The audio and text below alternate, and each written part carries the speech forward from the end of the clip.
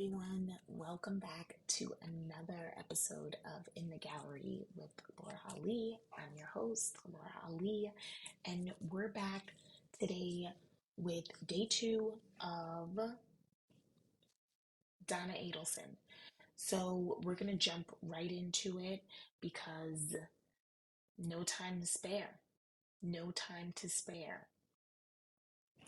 We're going to start off with the immediate, I guess it's the proffer. Um, we're not going to, obviously watch this trial, but just discussing. So they were basically going back and forth. They had to do the proffer to basically provide evidence to use the emails in future testimony, right? So then that's what makes them easily, so Jason Newland, he comes in for the proffer for that. They go back and forth. It, it's somewhat entertaining, but at the same time, it's like get to the nitty gritty. And today we have nitty gritty. Okay. Today we have Wendy. Today we have Rob. Like I said, I haven't been watching, so I'm like really a juror, like I have not been watching the news coverage. And honestly, I kind of like it. I like just using my brain and using the evidence. And maybe I will. Maybe this will be my thing. Let me know what you guys think. Let me know what you guys think. If I should just not watch any commentary on it and just go off of like what I know about this case, because I do know a lot about this. Well, then I'm not really a juror, because a juror shouldn't know anything. I'm going off on a tangent. Let's get back to the point. Okay. So Josh Newland does his thing. He's outside the presence of the jury. He testifies. Moving on.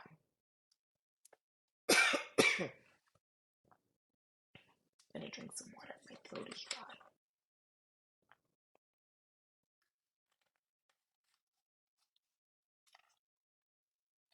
Moving on.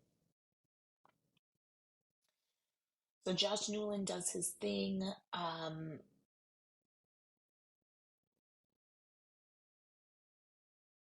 Yeah, actually, no. He goes in. The emails, some of these emails, only an idiot like him would write like that. Like, Donna, these emails were damning. These emails were damning. Let me see what else. These are just the divorce filings. I'm going to see the connection to the defendant. Oh my God. It speaks for itself. This is Donna's language. Goodness, Donna. She was clearly spiraling, and this is what the prosecution is showing.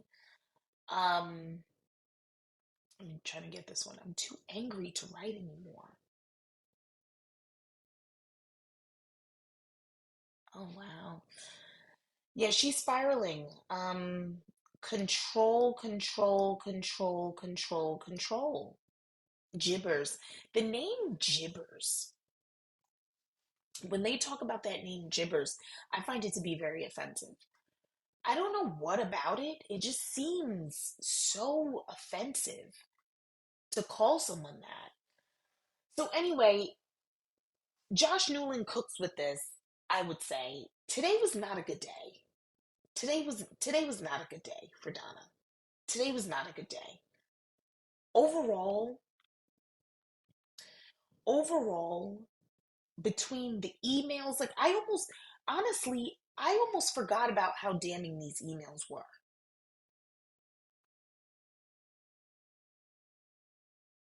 I did. I almost forgot about how damning these emails were because the rest of the day is smokes and fires and all of the other things. I was not ready for Wendy. I mean, yes, I knew Wendy was going to testify. Obviously, she testified in every other trial. But I wasn't ready. Okay? I wasn't ready for Wendy. I was not ready for Rob. When I tell you everything stopped when I saw Rob, everything stopped. Everything stopped. Like, I almost couldn't eat dinner. Like, I was too excited. Let's get into it. So, the emails cook, and it's no bueno. It's no bueno. Um, I just feel like Donna, she put so much in writing because she was spiraling, right? And then, as we know, it then develops into the murder, right? So she has all of this in writing already. She can't get rid of it. So even if she wrote nothing else after, it doesn't matter. Building up to the murder, you were writing all of the horrible things about Dan in a way where it's like, okay, you hate Dan. You hate Dan. And then the defense attorney tries to make it seem like she didn't hate Dan. Maybe she just disliked Dan. She didn't hate Dan. If you're calling someone gibbers, an idiot, all types of other derogatory terms, I think it's fair to say you hate them. Yes. And then she was like, she made a reference. I'm jumping ahead, but the defense attorney, when she cross-examines Wendy, she says like, oh, like didn't like she make him like his like favorite meal or his like favorite whatchamacallit, and it's like maybe she did. Maybe she did, but I wouldn't try.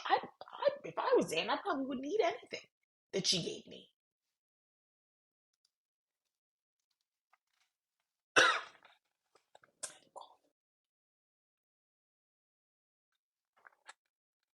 So this is Wendy's attorney.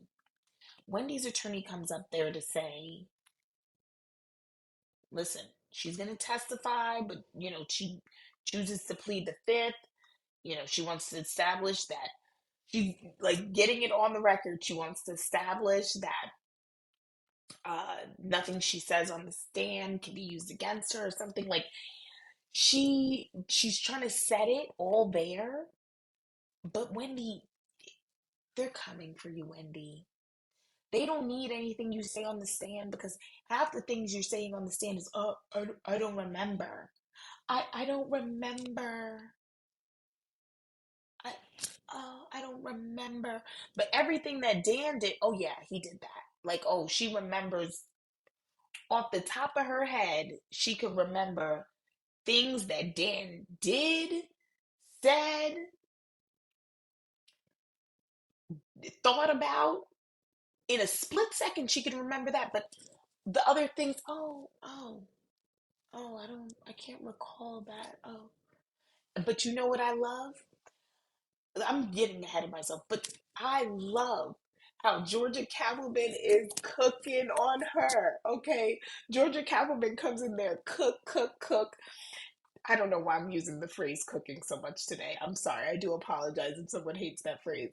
But it's just there's no other way to describe the way she demolishes every single statement that Wendy tries to come out with. So Wendy tries to, here she comes. And let me tell you something. Wendy, and she knows this too, and that's the thing, she mentions it in her interrogation. My blue eyes, oh, I'm so gorgeous with my blue eyes. She is stunning. She is a very attractive person. Period. She is a gorgeous woman. Period. I'm not going to try to hate on her. That's not why I'm here. And if she didn't murder Dan, I, kudos to her. Let's get it. Get it how you get it. Get it how you live. I'm not mad at you. But she's a liar, and she's a bad liar too. She's a bad liar. And oh, let me see.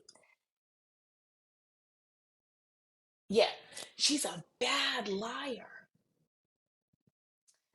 And you can just see her emotions in this like moment. So they're talking about the kosher rules, they're talking about like the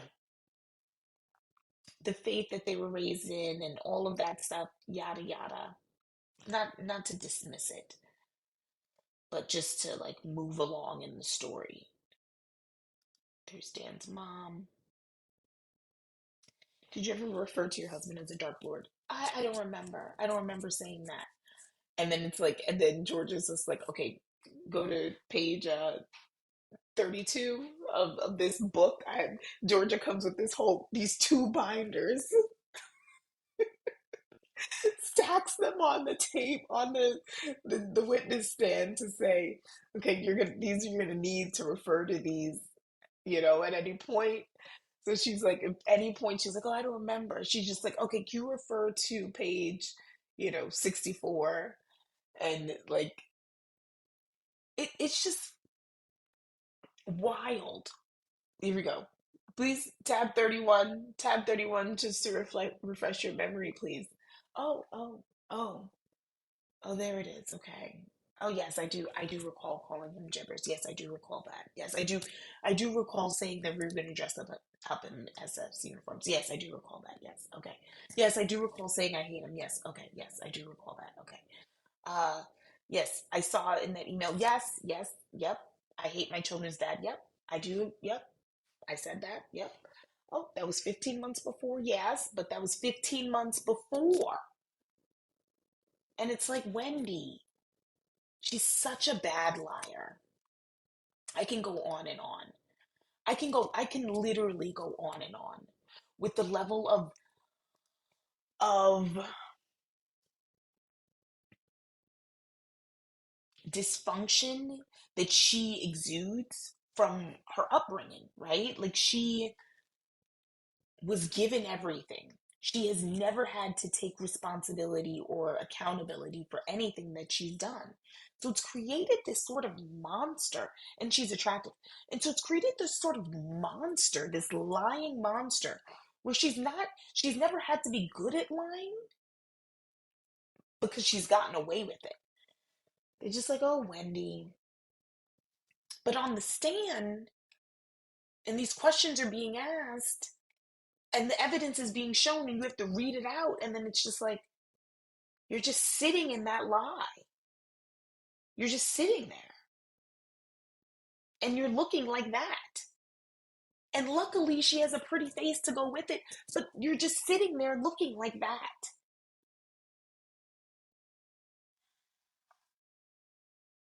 Also, okay, I'm moving ahead, but um, at one point, the defense attorney asks Wendy, is it Miss Adelson? And it makes me wonder, did she get married to someone else? Or did she change her name? Like, why would she ask her that? Obviously, it's Adelson. It's not Markel.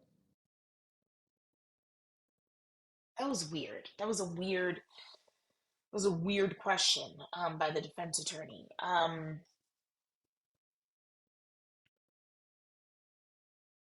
Yeah, so moving on. More crazy emails. They just continue to show more crazy emails from Donna, from Never Give Up. And they're like, the defense attorney tries to later say, oh, but didn't you have like a like she had some type of plaque or something that said like, oh, never give up. And it's like, that's why they said it. And it's like, what? Okay, is that why they said gibbers too? Like, where does that end? Where does that end? It's time for you to take action. Did she have a phrase of that? Like, where does that end?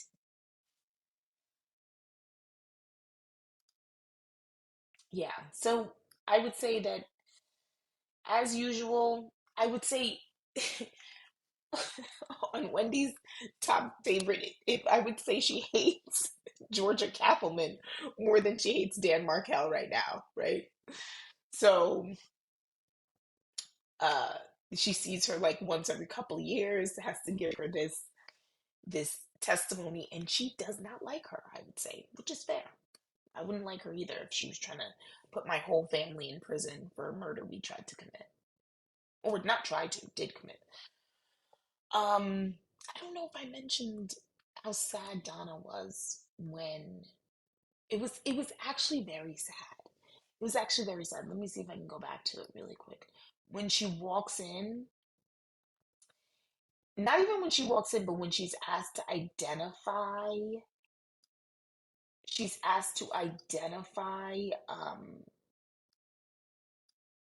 Donna, and it's the saddest moment I think I've ever seen. I didn't timestamp it for myself, but it's the saddest moment I think I've ever seen in my life, because I don't think she really has ever taken a moment to like really look at Donna. I can't find it right now. But if you guys go and look at it, it's when she's asked to identify Donna. She looks over and she's like, I can't see what she's wearing. And then Donna starts to break down crying kind of. And then Wendy's like gets choked up. I played it back a couple of times for myself. I did not write down the timestamp, but it was really sad.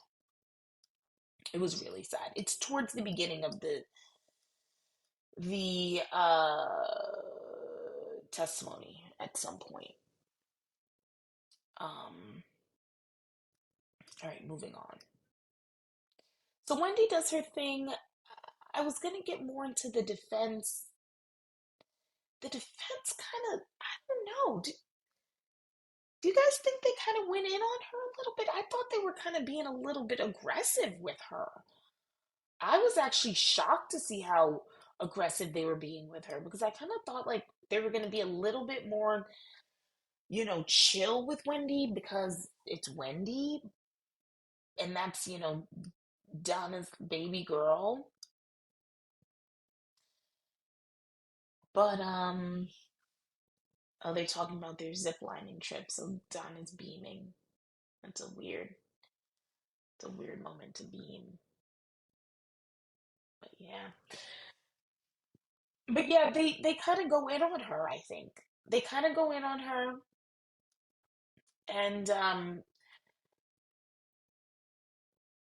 don't know. I don't know. I don't know. They're kind of making it seem like she had a beef with Danny. That's what I got. And she was like, "Well, I don't remember saying that." And it's like, "Well, you can't say that I said that." And I was like, "Whoa." She was kind of being a little bit more aggressive with her than she was with Georgia. I feel like her and Georgia have a bit of a little bit rapport. They know each other after all these years. It's like she knows what she's gonna ask her. With this chick, she was like, "Who are you? You're trying to put me in jail? I'm not going to jail for my mother. This was her idea." I can imagine that's what Wendy's saying. This was her idea. I'm not going to jail for her. Why would I? And from Wendy's perspective, I get that. But at the same time, it's your husband. She had your husband murdered for you. Hmm? Hmm? Give a little. Give a little. Moving on. I, although I was shocked with Wendy, not shocked. There may be more because I'm going to rewatch Wendy's cross examination because I was a little bit distracted when I watched it. But there may be more that comes from it. But really, what I was worked up with, give it to me, Rob. Wait, hold on. Get it off of Catherine. Rob. Rob. Whoa. Whoa. Whoa. I first of all, like I said already, I was not expecting this. I was not expecting to see Rob. So when I saw Rob, I'm just like, oh my goodness. He looks the most like the Adelson. Like he looks the most like Donna and Harvey. I think he looks just like Donna. I think he looks just like Donna. But he also looks like Harvey. He looks the most like them. Honestly, I don't know where Wendy came from. And Charlie, kind of, he sounds just like Charlie. You're not looking. It's like it's Charlie. Oh my God. The whole family's together, guys. We got the whole family together. I didn't think I was going to see Rob. To be honest, guys, I did not think I was going to see Rob. So when I had saw Rob, I had a genuine like OMG moment. It's him. So, Rob, before I get into Rob, I was bigging up Catherine in my last video. What's going on with Catherine? I don't know. I don't know if she should be examining key witnesses. Like this is to me, he is a key witness, right? Like he's he's not a major witness in the sense of like he saw her do it or saw, but I think he was close enough. He is her son, and the weight of what the son has to say, especially for the jurors, I would imagine, if I'm a juror and your son is testifying and saying you were acting suspicious after the murder, and you were, you didn't want to talk about the murder, and and like just that's essentially what he said. She was acting very suspicious after the murder.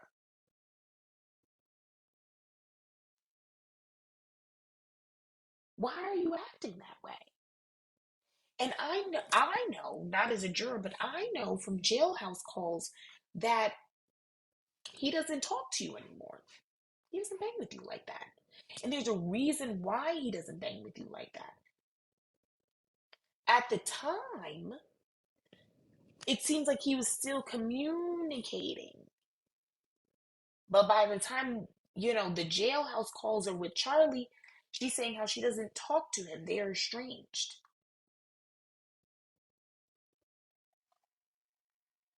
I'll leave that there. But I was very, very, very shocked to see him come out and testify. And him just basically saying they didn't want him testifying to what he may have heard hearsay stuff there, but he did testify to his mom being controlling, his mom being the matriarchal type, his mom being the one that oversaw, controlled Wendy's life, controlled, Charlie's life, was very much so in their lives. And during 2014, how also talked about the father's birthday party, how it was not a surprise. When he said, when he said, I almost forgot about that because honestly, I didn't take as many notes with this one. I'm going off of memory. But when he said that he did not believe that no, not that he didn't believe, he knew, he would have known if his father's birthday party was a surprise. You're gonna tell him, don't say anything to dad. It's a surprise. He said it wasn't a surprise. So what was all that talk before about it being surprise in Charlie's trial? and and because Donna had to come by, remember? Donna came by supposedly to Charlie's house, or text him, or told him to delete a text message, something with the paella. It was they were trying to talk in code, is my point. And what he's saying is that's a lie. He just debunked that. When he said that, he dropped some gems. He definitely dropped some gems. Basically, this is over. Wendy's next. Wendy is next. And crazy because Wendy had just testified, he walked right in. I'm telling you, Wendy's next, Donna's done. After this, if once you see this as a juror, and I think I'm not going to watch anything else. I'm just going to watch the trial as a juror. I know all the other evidence, yes, but I'm just going to watch this. No, no. There's no way, there's no way that you do not tell me that she's not getting convicted. There's no way. And that Wendy's not next. Wendy has to be next, guys. Oh my gosh.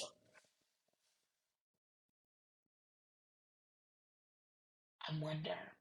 And apparently Wendy moved out of Florida. They mentioned that. They said something kind of like, you moved out of state or something.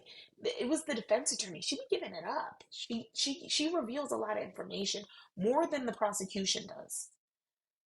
Um anyway, think I'm gonna wrap it up there, guys. I think there was one more, or after the son, there was just this is the police officer who was at the Dan's house for the murder and saw Wendy's vehicle there. So we all know she was at the scene. She's such a bad liar. She told them she was at the scene. She told everyone she was. And then she tried to say she didn't mean that or something. I don't know, whatever. Anyway, I'm gonna wrap it up here. I still can't believe, I still can't believe Rob. I still can't believe Rob was there. Like, out of everyone, that to me, I still can't believe it. I still can't believe it. Yeah. So we'll end it there. We'll end it there. I'm caught up. So tomorrow I'll be able to do my video, put it out. You guys get real-time commentary. Um, but yeah, this is a wild one. Let me tell you something. I will fall over if the jury comes back with a not guilty for Donna. I will fall over. I'm not one of these people that's like, oh, maybe I'm not, I don't have a dog in the fight. I'm not gonna choose a side. I'm choosing a side.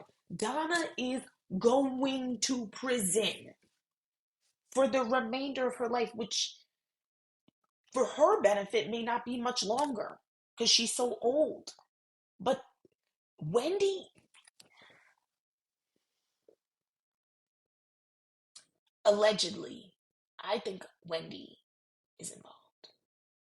And I think,